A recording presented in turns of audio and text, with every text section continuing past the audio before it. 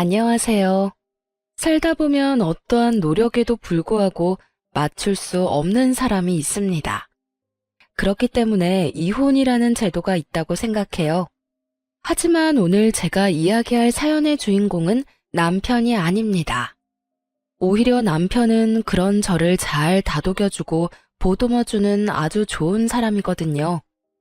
가끔씩 어떻게 그런 나쁜 사람이 이런 좋은 사람을 키웠나 하는 의아한 마음까지 들 정도예요. 저와 잘 맞지 않는 사람은 바로 시모거든요. 시댁은 아들이 셋이나 되는 아들 부잣집이에요. 남편은 그 중에 막내였고 위로 두 아주버님들은 여태 결혼을 하지 못하고 계셨어요. 그래서 그런지 시아버지는 첫 며느리인 저를 아주 특별하게 생각해 주셨어요. 결혼식 날에도 시아버지의 그런 마음을 그대로 느낄 수 있었거든요. 며느라가, 너는 참 특별한 며느리다.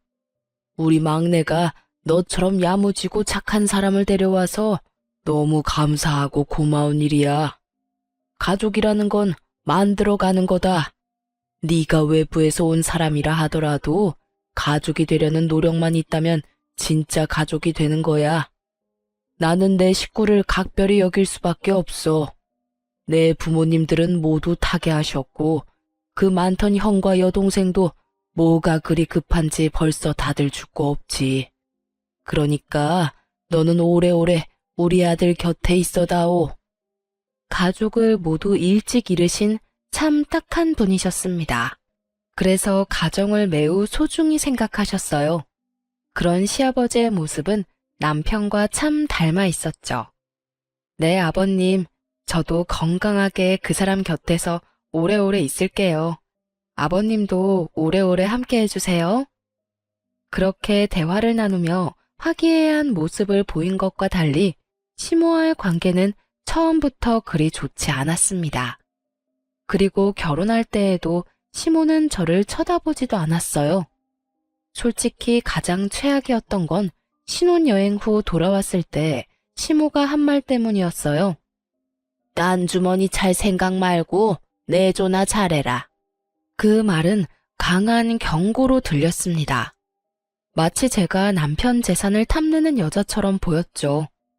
하지만 남편은 버는 거에 비해서 돈을 많이 모아둔 사람이 아니었어요. 저와 남편은 같은 회사에서 만나 30대 후반의 늦은 나이에 결혼을 하게 됐거든요. 솔직히 그 나이쯤에는 어느 정도 재산이 모여있기 마련인데 남편에게는 돈이 정말 많지 않았어요. 남편이 낭비가 심하다거나 주식 같은 걸 하는 사람도 아니었고요. 저희 집도 공동 명의로 반반씩 해왔고 혼수는 제가 다 넣었을 정도로 남편의 수중에는 그리 큰 돈은 없었습니다.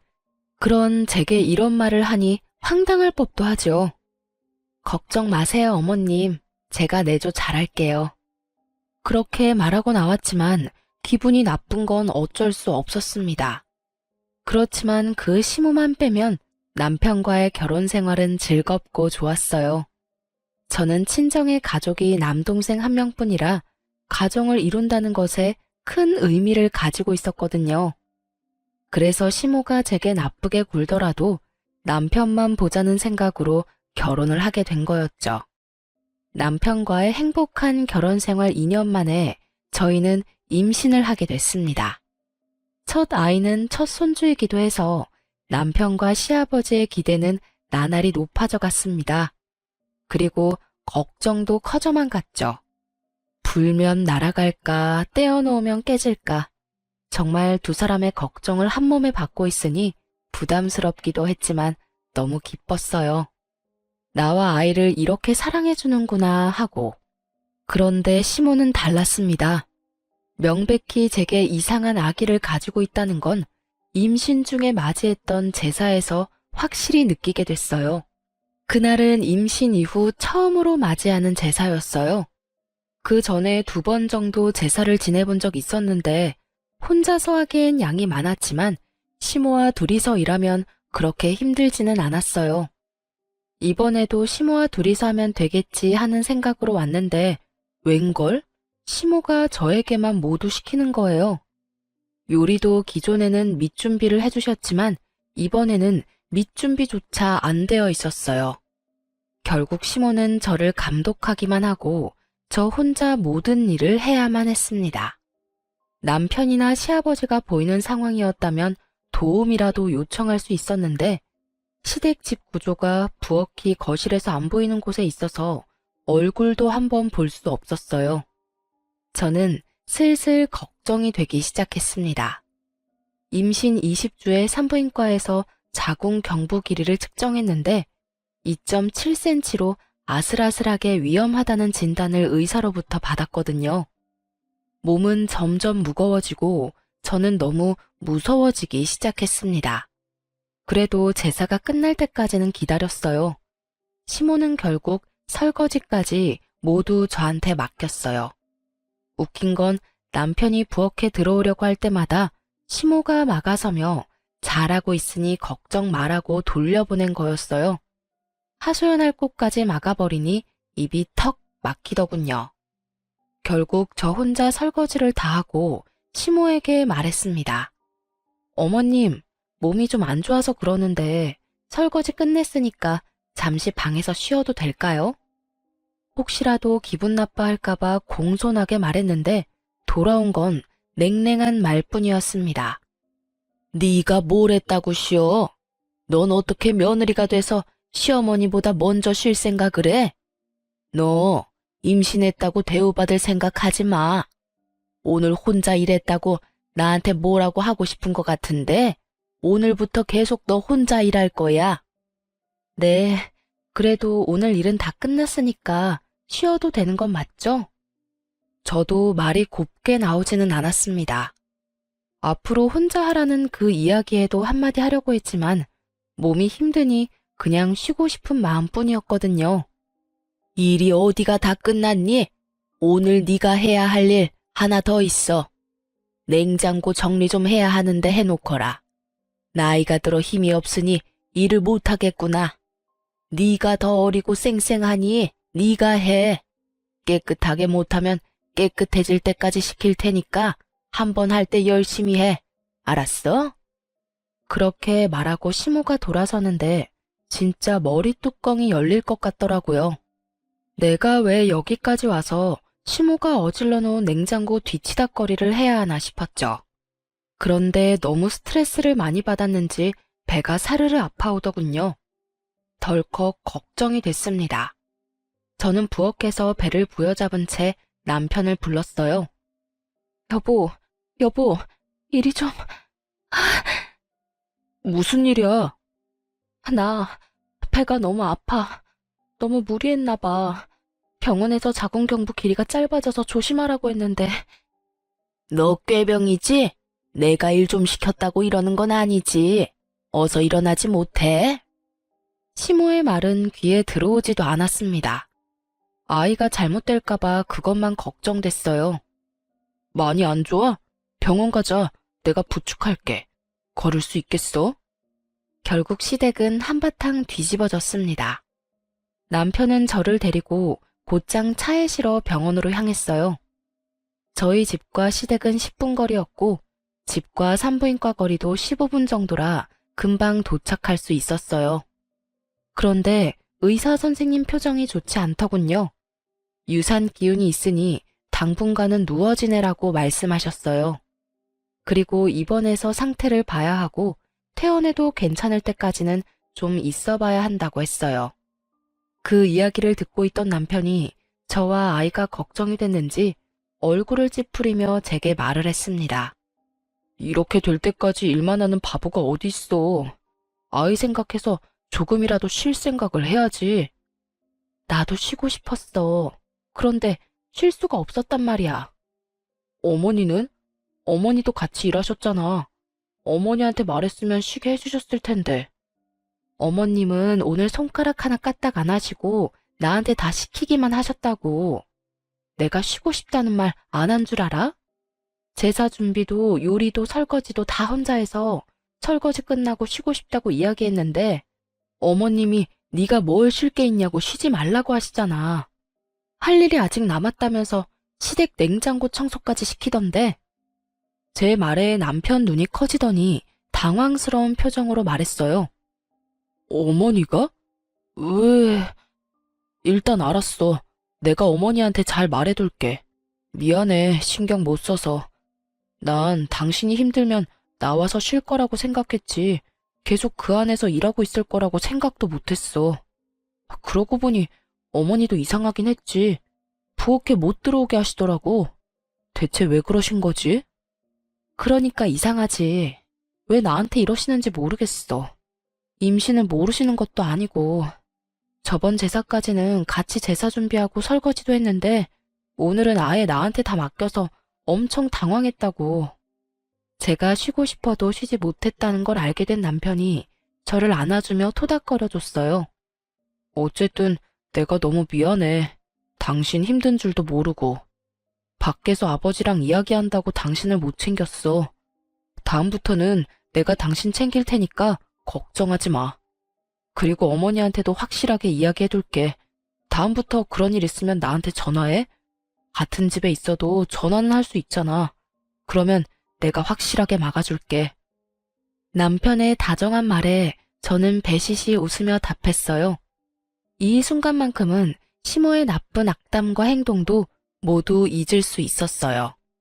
알았어. 고마워, 여보. 고맙긴. 내가 오히려 미안하지. 당신 이렇게 될 때까지 몰라줘서. 힘들면 연차 쓰고 당분간 좀 쉬어. 우리 귀여운 딸랑구도 안정될 시간이 필요하다니까. 그렇게 남편은 저 대신 시모에게 이 상황에 대해 확실하게 말해주기로 했어요. 저는 남편만 믿고 뱃속의 아이에게 집중할 수 있었죠. 그렇게 3일간 입원하며 몸을 안정시킨 저는 퇴원하고 집에 돌아와서도 며칠간의 휴가를 쓰고 휴식을 취하기로 했어요. 마음 편히 누워있는데 시아버지에게서 전화가 왔더군요. 일하시는 동안 바쁘실 텐데도 제 몸이 안 좋다는 이야기에 시간을 내서 연락을 해주셨더라고요. 네, 아버님. 그래, 몸은 좀 어떠냐? 뱃속에 우리 손녀도 별탈 없지? 네, 잘 크고 있어요. 몸도 많이 좋아졌고요. 그렇게 대화를 두런두런 나누는데 현관 도어락 열리는 소리가 들렸어요. 남편인가 싶었지만 시간이 너무 이른 시간이라 남편은 아닌데 싶어 시아버지와 대화를 나누며 현관 쪽으로 향했어요. 그리고 현관에 나타난 사람을 보고 깜짝 놀라고야 말았죠. 바로 시모가 제 눈앞에 서 있더군요. 야, 너 싸가지 없는 년이 네 남편한테 뭐라고 짓거렸어? 어머님, 여긴 어떻게? 시모가 허락도 없이 도어락을 열고 들어와 제게 악담을 퍼붓기 시작했어요. 순간 저는 들고 있던 전화기를 아래로 내리고 시모의 목소리가 잘 들리도록 전화기를 고쳐 들었습니다. 시아버지가 이 모든 일들을 고스란히 들으실 수 있도록 말이죠. 그것도 모른 채 시모가 말을 하더군요. 내가 제사 준비에 설거지에 냉장고 청소까지 시켰다고 네가 일렀지? 그런데 그게 무슨 잘못이야? 시어머니가 며느리한테 일 시키는 게 뭐가 잘못됐냐고. 이런 일도 못할 거면 결혼은 왜 했어? 혼자 살면 되지. 임신했다고 아주 유별나게 구는데 너 그거 꾀병인 거 내가 다 안다. 너 때문에 나만 이게 무슨 꼴이냐고. 어머님, 갑자기 무슨 말씀이세요? 진정하고 말씀하세요. 진정은 무슨? 네가 일하기 싫어서 꾀병 부린 걸로 내가 왜 한 소리 들어야 해? 시집살이 네가 덜 당해봐서 모르지? 오늘부터 너희 집 살면서 시집살이가 뭔지 가르쳐 줄까? 새파랗게 어린 년이 남편만 믿고 어디서 어른한테 수작질이야? 내가 그렇게 만만해 보였어? 어머님, 꾀병이 아니라 병원에서 이미 진단이 난 사항이에요. 잘못하면 조산될 수도 있다고요. 지금 이렇게 서서 어머님한테 추궁받고 있는 이 상황도 저한테는 그렇게 좋은 상황이 아니에요. 다시 스트레스 받으면 또 병원에 가야 할 수도 있다고요. 오호라, 이번에도 네 서방한테 내 잘못이라고 일러 바치려고? 오늘 내가 네 버르장머리를 고쳐놔야지. 가만히 놔둬서 될 일이 아니었어. 애저녁에 정신교육을 똑바로 시켰어야 했는데. 시모가 제게 다가오려는데 시모의 전화가 울렸습니다. 흠칫하던 시모가 전화기를 보더니 저를 한 번 더 보더군요. 그리고는 스피커폰으로 전화를 받았습니다. 네, 여보. 당신 지금 뭐 하는 짓이야? 네? 그게 무슨 말이에요? 뭘 하다뇨? 지금 임신한 며느리한테 못된 시어머니 노릇하려고 그 집에 가서 그딴 말 하고 있는 거야? 당신이 생각이 있는 사람이야, 없는 사람이야? 이제 막 애가 잘못될 뻔한 며느리한테 찾아가서 뭐? 어떻게 알았어요? 내가 아들 집에 와 있는 거. 치치미를 뚝 떼던 시모의 얼굴에서 여유가 사라졌어요. 그리고는 저희 집 주변을 두리번 살피더군요. 시아버지가 여기 있나 싶은 마음에 놀라서 확인하는 것처럼 보였어요. 내가 어떻게 알았는지 그게 왜 중요해? 지금 중요한 건 당신 행실이야. 어른이 돼서는 어린 며느리를 그렇게 쥐잡도록 잡고 시집살이? 세상이 어떤 세상인데 시집살이를 시켜? 하나뿐인 며느리야. 귀하게 여기지는 못할 망정 이렇게 사람을 괴롭히고 있으니 제삿날에도 설마 당신이 일부러 새하게 쉬지도 못하게 만들었어? 아유, 아니에요. 제가 무슨 며느리를 쥐잡듯이 잡아요. 나는 그저 지 남편 시켜서 저한테 한 소리 한 게 화가 나서. 뭐? 그 착한 놈이 당신한테 말할 정도면 당신이 잘못을 했겠지. 내가 이번 일 그냥 안 넘어갈 거야. 애가 잘못되기라도 하면 어쩔 뻔했어. 귀한 우리 손녀딸이 뱃속에서 놀라서 큰일이라도 났으면 어쩔 뻔했냐고.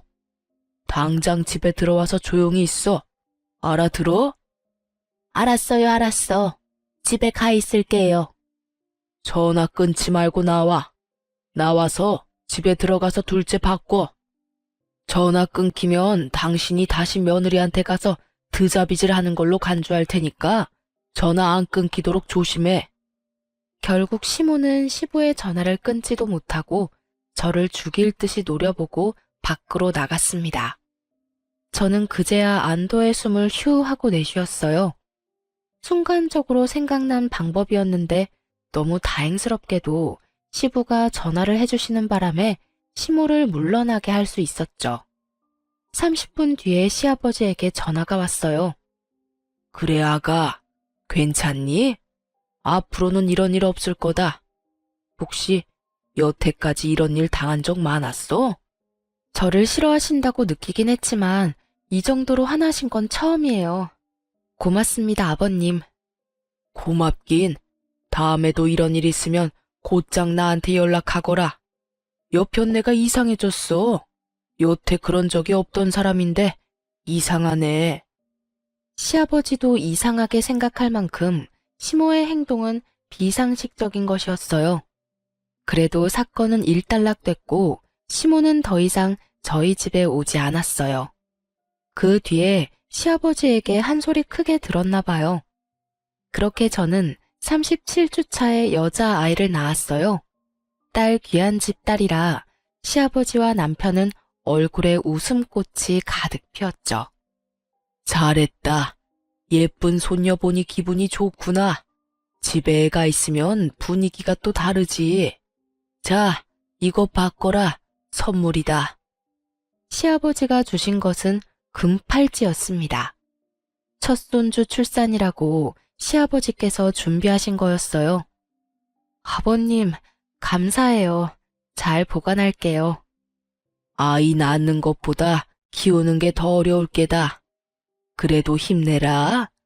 애기 크는 모습 보면 힘든 게 싹 사라지거든.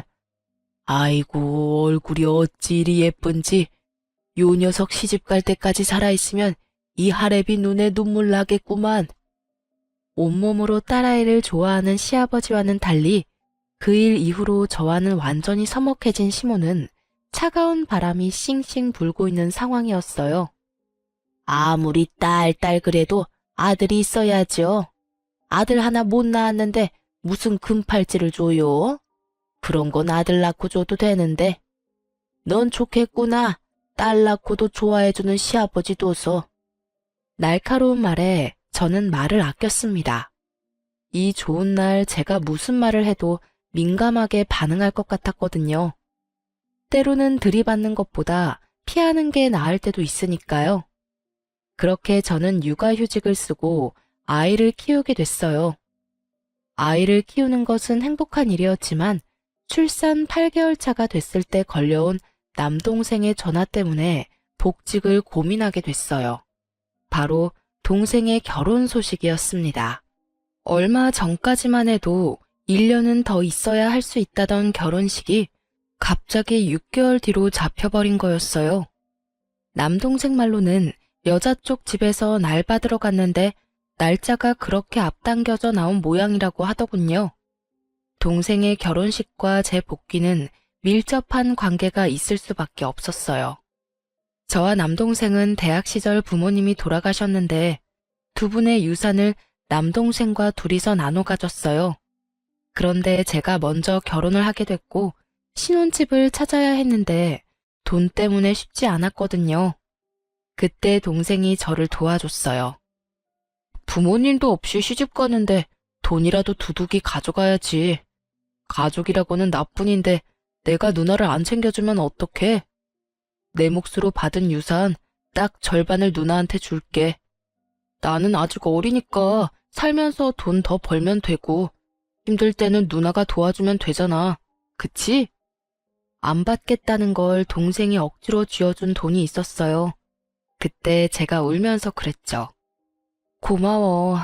너 결혼할 때는 꼭 내가 도와줄게. 그리고 네가 준 것만큼 꼭 나중에 돌려줄게. 집 살 때 그렇게 다짐을 했었어요.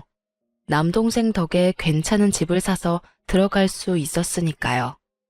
처음에는 금액에 맞게 전세로 들어가려고 생각도 했는데 당시에 깡통 전세나 전세 사기 뉴스가 많아서 고민하다가 집을 사서 들어갔거든요.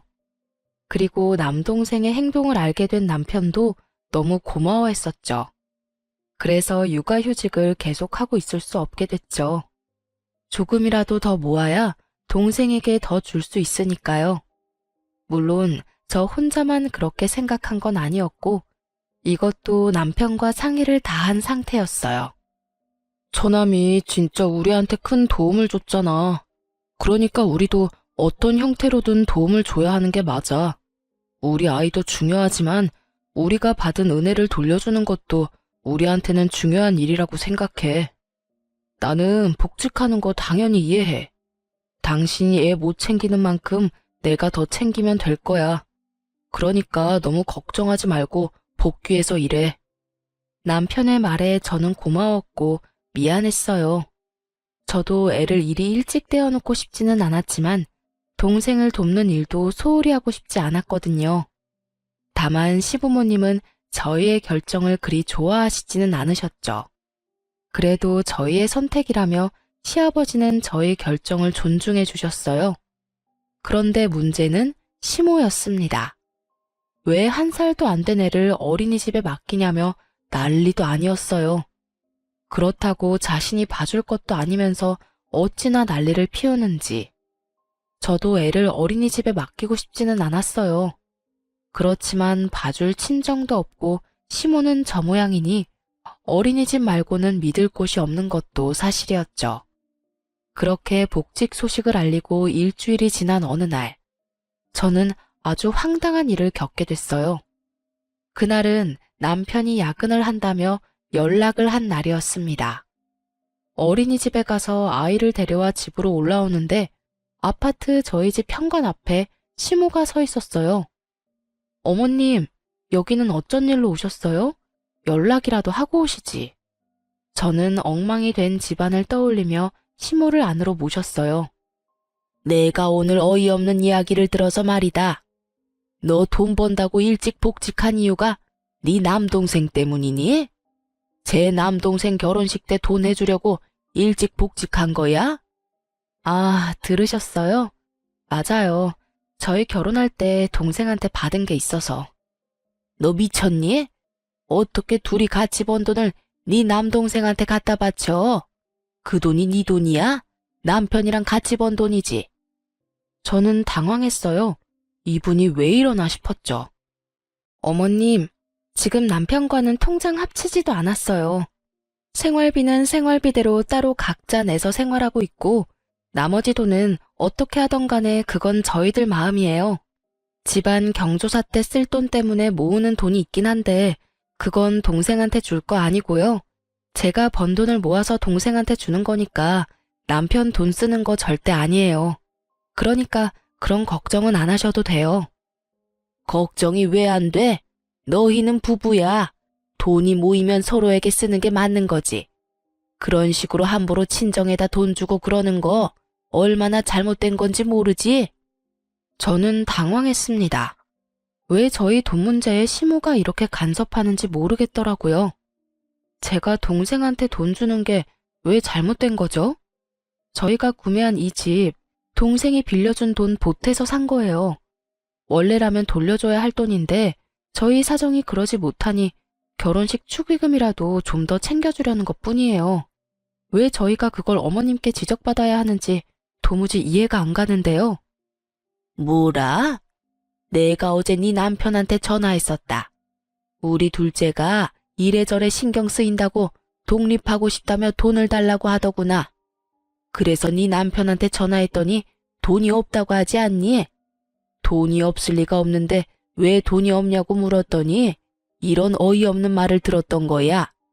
처남 결혼식이라서 돈 줘야 된다고.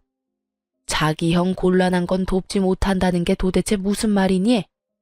너는 출가 외인이 돈 받았으면 그걸로 끝내야지. 왜 내 자식 돈까지 앞에서 그 빚을 갚으려는 건데? 네가 문제야, 네가.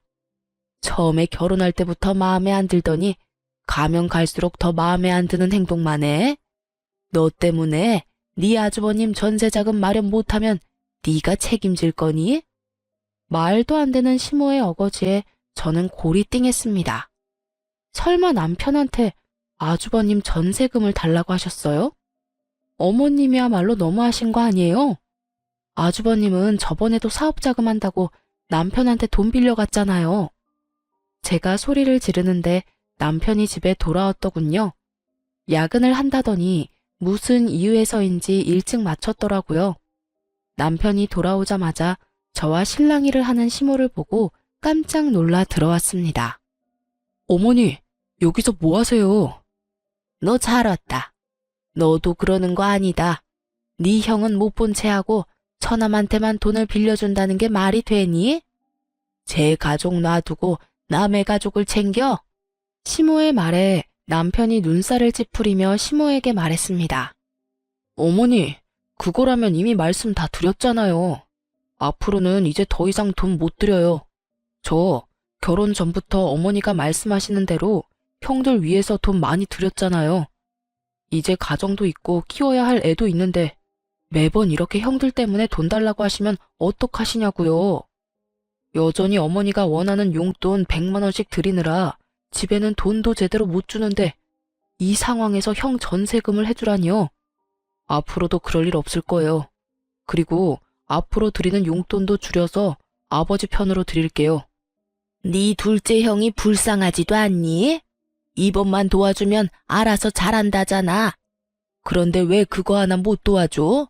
네가 그러고도 사람이야? 이미 그렇게 도와준 거 다 포함하면 1억이 넘는 금액을 드렸어요. 일 시작하면서부터 첫째, 둘째 형 뒷바라지 하느라 결혼할 때도 집도 못 해가고 와이프랑 반반으로 해야 했고 혼수도 와이프한테 다 맡겼다고요. 그리고 처남이 먼저 저희 결혼을 도와준 거니까 이번엔 저희가 돈 보태는 게 맞아요.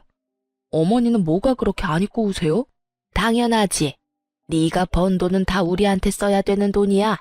왜 그걸 남의 집에 주는 건데? 처남도 제 가족이에요. 더 이상 이야기해봐야 제 입만 아프니 돌아가세요. 왜 돌려보내는데? 빨리 약속해. 돈 주겠다고 약속하라고. 계속 이러시면 아버지 부를 거예요? 남편이 시아버지를 입에 올리자마자 시모의 표정은 누그러졌습니다. 그리고는 남편에게 화를 낸 채 떠나더군요. 남편이 한숨만 쉬며 거실 소파에 몸을 파묻더라고요. 미안해. 당신 피곤한데 아까 전에 어머니랑 전화 통화하다가 당신한테 찾아갔을 것 같아서 바로 퇴근하고 왔는데 정말로 찾아와서 저럴 줄이야. 짙게 피로가 묻은 남편 목소리에 더 물어보고 싶어도 미안해서 못 물어보겠더라고요. 여보, 우리 당분간 어머님 안 봤으면 좋겠어. 보실 때마다 저런 말하면 어떡해? 그래, 그러자. 당분간 거리를 갖는 것도 나쁘지는 않겠어. 결국 시모 때문에 저희는 시댁의 발길을 끊게 됐어요. 아이 때문에 못해도 2주에 한 번은 갔던 시댁이었습니다. 그리고 그렇게 발길을 끊으니 결국 시아버지는 애가 다른 모양이었어요. 예쁜 손녀딸도 함께 발길을 끊게 됐으니까요. 그래도 시아버지에게는 전화 연락은 거의 이틀에 한 번씩 드리고 있었어요.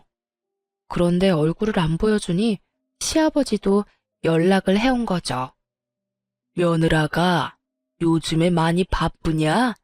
우리 손녀딸도 보고 싶은데 오늘 시간 괜찮으면 오거라. 결국 시댁과 거리를 둔 지 한 달 만에 시댁을 찾았습니다. 그런데 입구에 들어가기도 전부터 시모가 저희를 보더니 소리를 치더군요. 너희가 왜 여기를 와? 당장 나가. 어머니, 아버지께서 부르셔서 왔어요. 도대체 왜 이러시는데요? 너희는 여기 들어올 자격 없어. 둘째 형 나 몰라라 버린 주제에. 끝나지 않는 둘째 아주버님 타령에 저도 남편도 기가 막혀 말도 안 나오더군요. 그때 나온 것이 시아버지였어요. 이게 다 무슨 일이야? 당신 왜 애들 못 들어오게 막고 있어? 당신이 애들 불렀어요? 왜 불렀어요? 난 얘네들 집에서 대접할 마음 요만큼도 없어요. 그게 무슨 소리야? 아버님, 제가 설명할게요. 어머님이 한 달 전쯤에 저희 집에 오셔서 저한테 화내신 적 있어요. 그 말에 시아버지 눈썹이 실룩거리더군요. 저는 괜히 서러워서 눈물이 나서 결국 울면서 시아버지에게 말했어요. 제 동생이 저 결혼할 때 많이 도와줬어요. 자기 몫으로 받은 유산도 반이나 떼어서 줬거든요. 그 덕분에 저희 지금 신혼집 매매로 들어올 수 있었고 이번에 동생 결혼식이 있어서 그때 받은 것만큼 다 돌려주지는 못해도 돈 좀 모아서 결혼할 때 축의금으로 좀 많이 주고 싶어서 제가 복직도 일찍 하고 일을 한 거거든요. 그런데 어머님이 왜 그 돈으로 동생 도와주냐고. 둘째 아주버님 전세자금으로 줘야 할 돈인데 왜 마음대로 쓰냐며 저한테. 그게 사실이냐? 당신이 말해봐. 당신이 진짜로 며느리한테 친정 도와주는 거 하지 말라고 말했어? 예, 제가 그랬어요. 그게 뭐 잘못됐어요? 결혼해서 집 나왔으면 출가 외인이에요. 게다가 변변한 친정도 없으면서 번 돈을 모두 친정에 준다잖아요. 게다가 막내도 막내지. 내가 둘째 형 전세금 도와달라고 했더니 안 된다면서 매몰차게 거절하더니 여기는 무슨 낯짝으로 찾은 거야? 당신이야말로 무슨 낯짝으로 거길 찾아가? 내가 저번에도 이야기했지. 제발 어른이면 채통 좀 지키라고. 당신이 뭔데 아들 내외 집에 가서 돈 쓰는 거에 화를 내고 와. 애들이 허투루 돈 쓰는 것도 아니고 다 좋은 곳, 갚아야 할 곳에 쓰는데 당신은 뭐가 그리 고가워? 그럼 화가 나지 않나요? 당신은 왜 이렇게 얘네들 편만 들어요? 당신은 우리 둘째가 불쌍하지도 않아요? 그 나이가 되도록 제대로 된 지원도 못 받고 결국은 저렇게 혼자 남은 애가 불쌍하지도 않냐고. 그런 형 도와달라는데 끝까지 안 된다고 우기는 저놈이 우리 가족이 맞기는 하냐고요. 절이 싫으면 중이 떠나는 법이랬어요. 안 오니 속이나 편하던데 왜 와서 사람 속을 뒤집어? 어머니, 꼭 그렇게 말씀하셔야 되겠어요? 여태껏 둘째 형 사업 자금이라며 빌려달라고 한 돈이 얼마인지 아시기는 하냐고요. 저요, 그 돈 받을 생각도 안 하고 빌려줬어요. 그래도 내 가족이고 어머니 부탁이었으니까. 그런데 지금 제 꼴을 좀 보세요.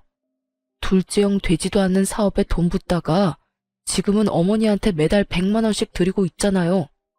어머니야말로 저를 가족이라고 생각하시는 게 맞아요? 절 편할 때 꺼내 쓰는 돈통이라고 생각하는 건 아니냐고요. 매번 형님들 때문에 주머니 털리는 제 기분은 생각도 안 해보셨죠? 뭐? 이건 또 무슨 말이야? 왜 당신이 아들한테 돈을 100만 원씩 받아? 여보, 그게... 아니, 둘째가 그때 사업한다고 설쳤을 때 돈 좀 빌려달라고 해서 대출 받아서 좀 빌려줬어요. 애가 잘 되면 갚겠다고 했는데 잘 안 되는 바람에 빚이 고스란히 남아서 막내한테 돈 좀 달라고 했죠. 솔직히 여태 이만큼 키워줬으면 그 정도는 해줘야 하는 거 아니에요? 뭐야? 지금 당신 미쳤어? 대출을 막내한테 대신 갚게 한 거야? 미치지 않고서야 이런 짓을 할 리가 없지. 설마 당신 친자식이 아니라고 이런 짓을 한 거야? 내가 뭐라고 그랬어? 나랑 가장 가까웠던 동생의 아들이라고 친자식처럼 잘 대해주라 했더니 설마 뒤에서 그런 짓을 했다고? 남의 자식한테 내 자식 뒤치다꺼리 맡기는 게 도대체 무슨 짓이냐고? 말해봐라 막내야. 왜 네가 번 돈을 다 줬어? 그런 일 있으면 나한테 말했어야지. 그래도 키워주셨잖아요. 어떻게 모른 채 해요? 키워준 은혜라고 생각하며 드린 거예요. 얼마 전에 아내한테까지 돈 문제로 막말하시는 거 보고 더 이상 안 드리겠다고 했더니 화를 엄청 내고 돌아가셨고요.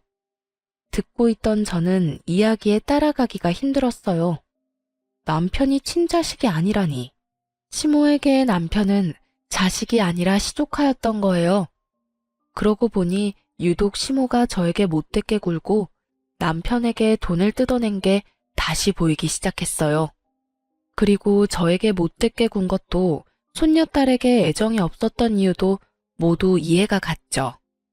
제가 있어서 남편 돈을 온전히 다 못 받으니까 저와의 결혼 자체를 탐탁치 않게 생각한 거예요. 남편이 저와 결혼하지 않았다면 영영 자신의 친자식들을 위한 통장으로 사용했을 거라는 생각을 하니 소름이 쫙 끼치더군요. 착한 남편이 여태 두 형들 뒷바라지 하느라 그렇게 돈이 없었구나 생각하니 남편의 주머니 사정도 이해가 갔습니다. 시부의 얼굴은 화가 나는 걸 넘어서서 곧 터질 것처럼 벌겋게 부풀었어요. 이 여편네가 정신이 나갔네 나갔어. 노망이라도 든 거야? 그래서 지금까지 막내를 그렇게 이용해 먹었다 이거냐고? 키워줬다는 이유 하나로? 키워준 은혜 갚는다는 막내한테 돈 뜯어서 당신 자식들한테 돈 갖다 바치고 다 털어먹고? 생각이 있는 거냐고? 내가 저 녀석 제대로 된 인간 노릇할 때까지 돈 한 푼 주지 말라고 한 거 잊었어? 사업에 능력이 없으면 포기하고 다른 직장을 찾아야지. 나이 50이 다 돼가는 놈이 여전히 직장도 없이 집에 빌붙어 살고 그것도 막내 돈으로 속 편하게? 당장 짐 싸. 짐 싸서 둘째 녀석이랑 당신 둘 다 나가. 둘째 너는 제대로 된 직장 얻기 전까지는 집에 한 발짝도 못 들어온다. 얼른 나가. 시아버지의 말에 이 모든 상황을 관망하고 있던 둘째 아주버님이 황급히 나서며 말했어요. 아버지, 저는 잘못 없어요. 다 엄마 혼자 한 행동인데 왜 저한테까지 불똥이 튀어요? 내 말 못 들었냐? 네 놈이 일찌감치 자리 잡고 직장 얻었으면 이럴 일도 없었어. 동생 보기 부끄럽지도 않아? 아니, 이번엔 분명히 괜찮은 아이템이라 성공할 줄 알아서. 아이템 같은 소리하고 자빠졌네. 야, 똑같은 이야기를 벌써 20년째 듣고 있다. 네가 털어먹은 돈이 얼만지 알기나 해? 봐주는 것도 이제 끝이야. 그럼 집은요? 전세금이라도 주셔야 나가죠. 전세금? 네 앞에서 감히 전세금 소리가 나와? 첫 달 월세 그것만 지원해 줄 테니 다음 달부터는 네가 일해서 월세 갚아. 100만 원 딱 줄 테니까 당장 나가. 배달이든 공사판을 뛰든 뭐든 해서라도 돈 벌어. 여보, 어떻게 그렇게 잔인한 말을 해요? 여태 돌봐줬으면 많이 봐줬어. 계속 끼고 돌고 당신이 막내한테 돈 뜯어다 둘째한테 바치니까 이 녀석이 아직도 정신을 못 차리는 거라고. 어디 감히 집안을 돈 나오는 봉으로 생각해? 그리고 당신도 같이 나가. 나가서 이혼 서류 받을 준비나 해. 시아버지 입에서 나온 이혼이라는 단어에 시모의 낯이 새하얗게 질렸습니다. 네? 여보, 이혼이라니. 안 돼요. 이혼만은 안 된다고요. 뭐가 안 돼? 이번 일로 당신이 우리 집안을 내 가장 소중한 동생과 시조카를 어떻게 생각하는지 잘 알았어. 동생 내외 죽고 그 아이 데려왔을 때 내가 당신한테 부탁했지? 이제 내 가족 중에 단 하나 남은 조카라고. 위로 형이 둘이나 있었지만 자식 남기고 죽은 유일한 내 핏줄이라고. 게다가 눈이 있으면 봐. 막내가 당신한테 얼마나 살뜰하게 잘했는데 친자식보다 더 친자식처럼 섬기고 받들었는데 그런 아이 마음을 이용해서 돈을 뜯어? 네가 인간이야? 귀신도 너보다는 착하겠다. 그러니까 나는 당신 용서 못해. 그리고 둘째 싸고 돌며 집안 돈 다 떨궈먹은 것도 이해 못하고. 여보. 시모는 시아버지의 바지를 붙잡고 매달렸지만 시아버지가 차갑게 뿌리쳤습니다. 예, 막내야. 네가 어떻게 해봐. 다 너 때문에 이런 일이 벌어진 거잖아. 너 때문에 나랑 네 형 집에서 쫓겨나도 되는 거냐? 또 막내한테 그만하라고 했지? 막내 잘못이 아니라 당신이랑 둘째 잘못이라고. 애먼 사람한테 책임 전가하면 할수록 내 생각이 굳어진다는 것만 명심해. 결국 시모와 둘째 아주버님은 강제로 집을 나가게 됐어요. 시아버지가 용달차를 불러 시모와 아주버님의 짐을 싹 다 실어버렸거든요. 어딜 가든 제대로 된 직장 가지면 여기 돌아올 생각하지 마라. 그리고 당신 막내한테 연락 한 번만 더 하면 내가 다리 몽둥이를 분질러 버릴 테니까 그렇게 알고 있으라고. 결국 시모는 그렇게 애지중지하던 둘째 아주버님과 시댁에서 나가게 됐습니다. 그 이후로는 저희 남편이 주는 돈도 못 받게 됐고 단칸방에서 두 분이 살게 됐다고 해요. 게다가 나간 지 얼마 안 돼서 이혼 서류까지 받았다고 하더군요. 시아버지가 그 이야기를 하며 저한테 그러셨어요. 미안하다. 내가 좀 더 신경 썼더라면 이런 일이 없었을 텐데. 우리 집안 사정 때문에 며느라기 네가 힘들었지? 괜찮아요, 아버님. 저희는 지금이라도 다 바로잡을 수 있어서 다행이라고 생각해요. 그래, 그 두 사람한테 연락 오면 언제든지 나한테 전화하거라. 내가 가서 혼쭐을 내줄 테니까. 그렇게 시모와 둘째 아주버님이 나가고 집안은 평화를 찾았습니다. 그래도 평생을 함께한 시모와 둘째 아들이 그런 짓을 저질렀다는 걸 알고 나서 자괴감에 굉장히 힘들어하시는 것 같았어요. 그래서 저희는 시아버지와 함께 만나서 식사도 자주 했고 집으로 초대도 많이 했어요. 그리고 아이와 시아버지를 모시고 함께 여행도 다녔죠. 예쁜 손녀딸과 함께 지내면 비어버린 마음 한구석도 채울 수 있을 것 같아서 그렇게 해드렸어요. 그날도 시아버지께서는 아이를 목에 태우고는 여행을 갔다가 집으로 돌아오는 길이었어요. 시댁 앞까지 시아버지를 모셔다 드리려는데 그 앞에 시모가 서서 시아버지를 기다리고 있더군요. 싱글벙글 손녀 재롱에 즐거워하던 시아버지의 얼굴이 얼음장처럼 순식간에 차가워지더군요. 여긴 왜 찾아왔어? 여보, 잘 지내고 있으니 보기 좋네요. 다른 게 아니라 둘째가 직장 취직했어요. 택배 일인데 그래도 돈 벌고 있으니 이제 자기 앞가림도 하고 그러니 이제 저도 다시 여기로 돌아오고 싶어요. 제 평생 이룬 것들이 다 여기 있는데 아들놈은 제 돈 벌기 시작하니 저한테 돈 한 푼도 안 주고 나가라고만 하고, 돈을 벌기 시작한 둘째 아주버님이 자기가 번 돈을 쓰는 시모가 눈에 거슬린 모양이었어요. 그래서 나가라고 한 모양이더군요. 갈 곳 없는 시모가 여기로 오는 건 어쩔 수 없는 순서였고요. 참 웃기지도 않았어요. 극진히 대접해주고 받들어주는 시조카는 그렇게 구박하더니 그렇게 끼고 돌며 감싸던 자기 친자식에게는 도리어 구박을 받다니 세상 참 모를 일이에요. 차라리 우리 남편에게 조금만 더 잘해줬다면 말년에 이 고생은 안 하셨을지도 모르는데 다 자기가 뿌린 씨앗인 거죠.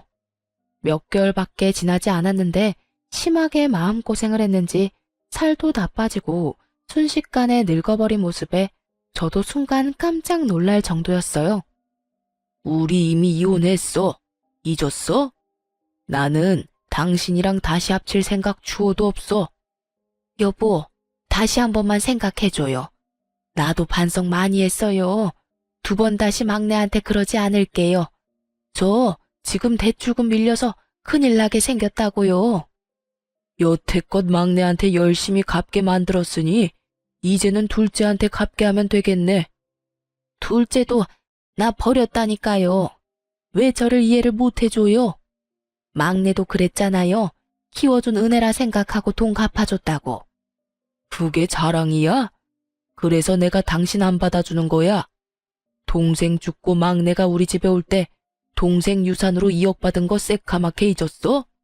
그 돈 덕분에 우리 집 망할 뻔했을 때 그걸로 겨우겨우 살아난 거 잊었냐고? 그래서 내가 말했지. 우리 집 복덩이니까 잘 키워달라고. 당신은 내 동생 목숨값으로 잘 먹고 잘 살아놓고 은혜를 원수로 갚은 거야. 어떻게 막내한테 또 돈을 뜯어?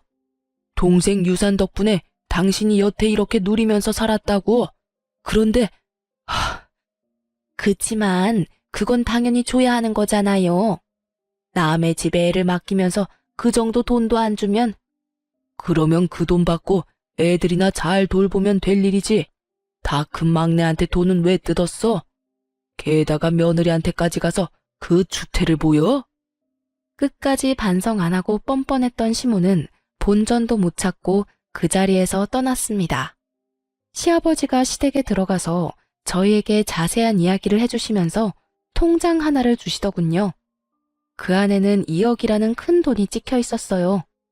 알고 보니 남편 아버지, 그러니까 시아버지의 남동생이 돌아가시면서 유산으로 2억을 남겼다고 해요. 그걸로 급한 불 끄느라 그만큼 돈 벌 때까지 이렇게 오래 걸렸다고 하시면서 말이죠. 남편은 2억 중에 1억만 받기로 했는데 나머지 1억은 키워준 은혜로 돌려드리겠다고 했어요. 그러자 시아버지께서는 웃으며 저에게 나머지 1억을 주겠다고 하셨어요. 가족 때문에 마음고생한 너한테 이 돈을 주마. 결혼식 때 동생한테 빌린 돈도 갚고 남은 걸로는 너 원하는 데 쓰거라. 그 돈은 온전히 너희 거다. 사실은 너희 시모가 가져간 돈도 다 돌려주면 좋으련만 그것까지는 내가 어떻게 해볼 도리가 없어. 그 사람도 어쩌자고 그런 짓을 했는지. 그렇게 저와 남편은 시아버지에게 생각지도 못한 돈을 받게 됐어요. 그 돈으로 남동생 결혼식에 도움을 줄 수 있었고요. 남편은 갑자기 생긴 돈에 놀라면서도 아이를 위해 잘 놔두겠다고 말했어요. 시모도 저희 남편에게 조금만 더 잘해줬으면 이렇게 늙어서 고생할 일은 없었을 거예요. 시댁은 안정을 찾았고 저와 남편의 생활도 안정을 찾았어요. 그리고 저는 둘째를 임신 중이죠. 시모가 저와 맞지 않다고 사연 처음에 말씀해드렸는데 실제로는 많은 사람과 맞지 않았나 봅니다. 결국에는 이렇게 시댁에서 뚝 떨어내듯 도련해져 버렸으니 말이죠. 이래서 뿌린 대로 거둔다는 말이 있나 봅니다. 그렇게 자기 팔자 열심히 꼰 시모 보며 새로이 마음을 다잡게 됐네요. 평생 잊지 못할 교훈을 주셔서 그 교훈 가슴에 새기고 살고 있어요. 지금까지 제 사연 들어주셔서 감사합니다. 좋은 하루 되세요.